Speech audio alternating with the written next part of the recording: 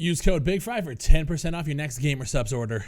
So WorthABuy, a YouTuber with 150,000 plus subscribers, just dropped a video a couple days ago called "Is Escape from Tarkov Pay to Win?"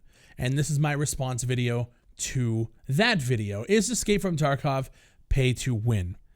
The answer isn't so black and white, and I'm going to discuss why I think that in this video.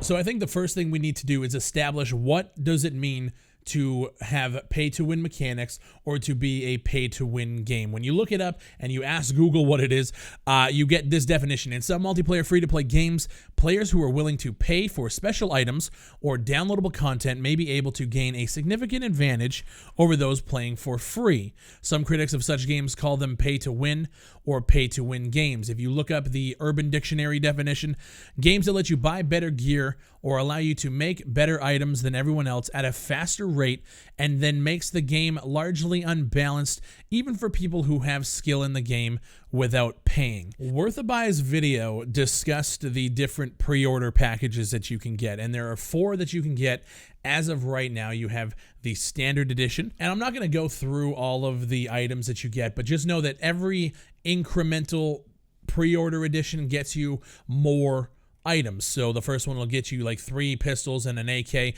The next one gets you, more and more as you climb. The biggest thing to take away from this is each edition gives you a larger stash, which is your pretty much a global inventory that you can, when you loot, you come back to your base and you throw your loot in there and you can hold it. Each edition gets you a bigger stash. They've also said that once the game launches, like we're obviously still in testing, you're going to be able to upgrade your stash and upgrade all this stuff and unlock all this stuff in game.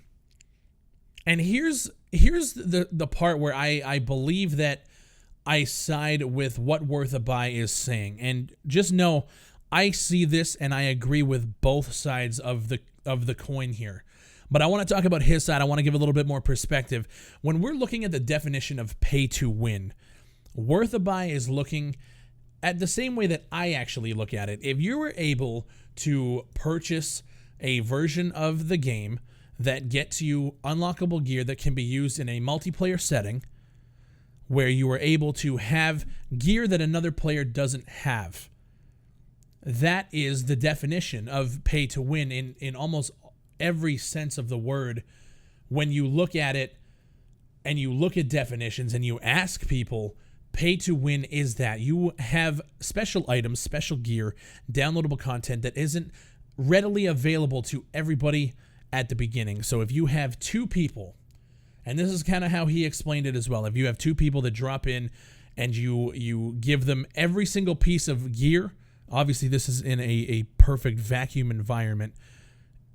I go in with Edge of Darkness and somebody goes in with Standard Edition, and we throw all our gear on and we go at it. The advantage that the higher paying player has, you can't ignore it. The biggest argument for this is you could kill somebody with all of that gear if you had a hatchet. And you're absolutely right. And we're going to get into that scenario in a little bit. You're absolutely right. Now I feel the Escape from Tarkov community is looking at the term pay to win in the absolute literal sense, where if it's a pay-to-win game, I buy Edge of Darkness, I win. When in actual fact, I think, the general consensus every time we talk about pay-to-win is that there is an advantage. Not a winning advantage, not all the time, but there is an advantage. And I feel that it's pretty disingenuous for the Escape from Tarkov community to ignore that there is an advantage. Like, even if you guys can come up with an argument that it's a slight advantage, you have a chance to it's still there. The problem that a lot of people are having with WorthABuy's video is he didn't play it. And that's the biggest thing. You didn't play it, so you can't review it. Even though I didn't find that video to be a review.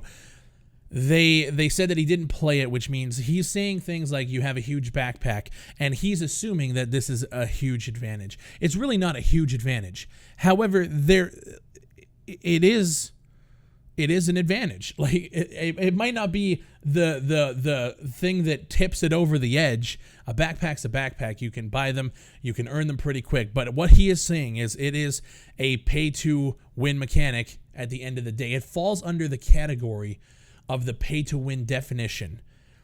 And that's what I'm trying to establish. Pay-to-win doesn't necessarily mean I win every time. But what it's trying to explain is that there will be an advantage to somebody who pays more. And I think that's what his main issue is with this pre-order and how they do it. And I think it's a fair criticism. I really do. I've played the game. I've been here. I have the most expensive edition. I didn't get a press account. I have the most expensive edition. It does fall under the pay-to-win definition. But a lot of people, the argument in the comments on Reddit is, I could take out one of these high-class players with a hatchet, and you're right. But when we look at other games in the pay-to-win category, I've covered them on the channel before, and one of them is actually Line of Sight. If you guys remember that video, the comment section in there was brutal, and it was Line of Sight fans who came up with the same argument. I could buy weapons and buy tokens to get weapons in that game, and people were saying that, yeah, but it doesn't mean that you can win, right? Like, and it was the same argument. It was the exact same argument. Because, yeah, let's use a game that everybody knows, Counter-Strike Global Offensive. I'm not saying it's pay to win, but let's say it was. Let's say there was a cash shop in the game where I could buy a gun that shoots faster, has a double the magazine size, just it's way more beefier, and I were to buy it. I could still get knifed. I could still get knifed by somebody who literally started around with a pistol. There is that chance, right? But when you actually look at the mathematics, chances are, if we are both at equal skill levels, I have a better advantage, right? And that's one of the arguments that I actually don't enjoy from the community side of things, is that idea that, oh yeah, but you could be a noob, you could buy the highest edition of Escape from Tarkov and just lose all your gear. What if that wasn't the case? What if two players, and again, we're talking about vacuum environments, if you guys are able to make up scenarios about skill level gaps, then I'm going to do the same thing, but on the reverse side. I'm just playing devil's advocate. What if I come in there and I have the skill level of somebody like Cotton or Cleanup Guy or Deadly, and I'm able to just murder people with my Edge of Darkness edition abilities or items, and I had the skill level of somebody, one of the top tier players. Now, obviously, that's not going to be the case. Okay, no one's killing Cotton. Okay. But what if that was the case? What if it was flipped? What would you say? And that's what, like, that's a very specific scenario where you guys are saying that the skill gap is there and it doesn't matter. You can't use that as an excuse. And that's where I see WorthABuy's opinion on this. And this is another thing I want to get to before we get to the community side of things, which we've kind of been dabbling in. But I feel that we need, as the EFT community and as a tester community, people who are actively working to promote the game and grow the community and bring more people in to test and get more eyes on the project, I feel like we need to take his opinion a little bit higher than what we're doing right now. Because if you think about this, you guys hold WorthABuy to a huge standard. I see comments in his video about how he didn't even play it. You got to research it. So you guys expect him, somebody with 150,000 subscribers, to research the topics that he's talking about. And I don't blame you for it. I get it. You want him to jump in and just see what the game is like before he talks about it. I get it. I understand. His is an outsider perspective. He hasn't followed the game. He hasn't tested the game. He is an outsider. He is a potential consumer. Now, imagine if a potential consumer who doesn't have 150,000 subscribers is coming to that website, looking around the forums like he did, looking at the pre-order incentives, and seeing exactly what he saw. What do we say? Is that person going to jump in? Now, let's say somebody who, the uninformed consumer, and there's a lot of them, trust me, I know. What if they come to the website, look at the pre-order bonuses, and instantly write it off as a pay-to-win game. Now, obviously, I understand most of the community right now, well, fuck them. We don't need those people anyway. But you got to realize this is a business. You want the developers to succeed. You want to bring more people in. You want to educate. But I think that's where the community side of things comes into play the most. A lot of people were frustrated that he was talking about the game, showing off the game potentially to 150,000 plus people. That's scary when that guy's opinion of the game is pretty negative. And I use negative in quotes because I've been called it so many times. I think he has a pretty bleak outlook on how the game is sold, how the moderation is handled on the forums, and just the overall community toxicity of somebody who isn't in the community. That's a scary thing, and I get why consumers and people in this community are chomping at the bit to discredit everything that he said. I've seen videos come up, and those videos are well informed from actual players. I get it. I understand both sides of the spectrum here. Is Escape from Tarkov pay to win? I don't believe that it is pay to win the way the community is thinking. I actually agree with the community. It isn't pay to win scenarios. It isn't pay to win an engagement. But when you look at the definition, I actually agree with WorthABuy. You can buy advantageous items and stashes and med kits and ammo. You can buy it. You can. And to ignore that, I think, is unfair. But at the same time, you have the community giving WorthABuy a lot of shit because he didn't play the game. He didn't buy the game, and he didn't jump in.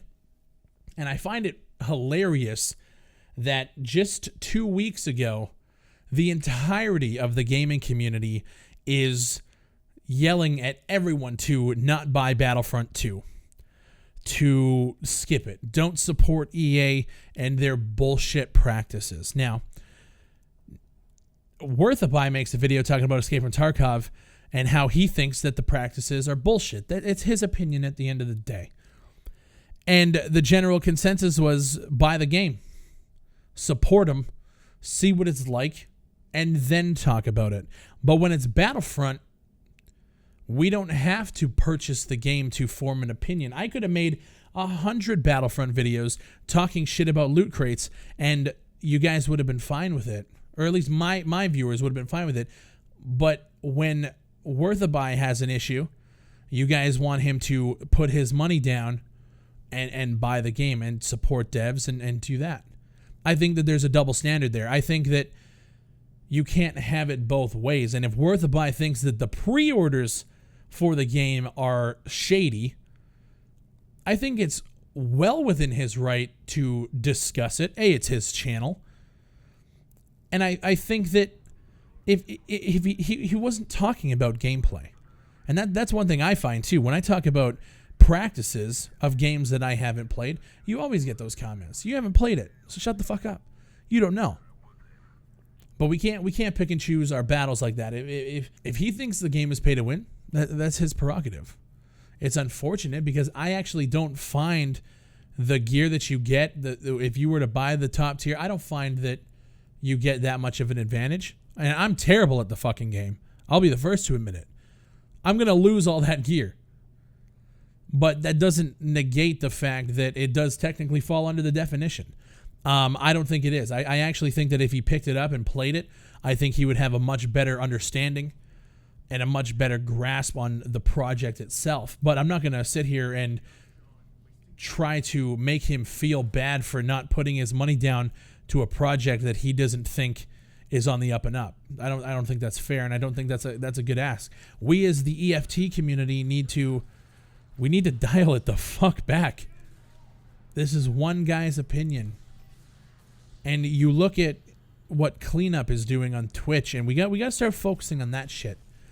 He's out there, he's reaching out to guys like Shroud and Tim the Tatman, and they're playing these games for thousands and thousands of people. Sometimes these guys are streaming for more people than that video even got. And these guys on Twitch are enjoying it, and they're playing with the ambassadors, and you guys are seeing it unfold in real time. We are reaching out to more people.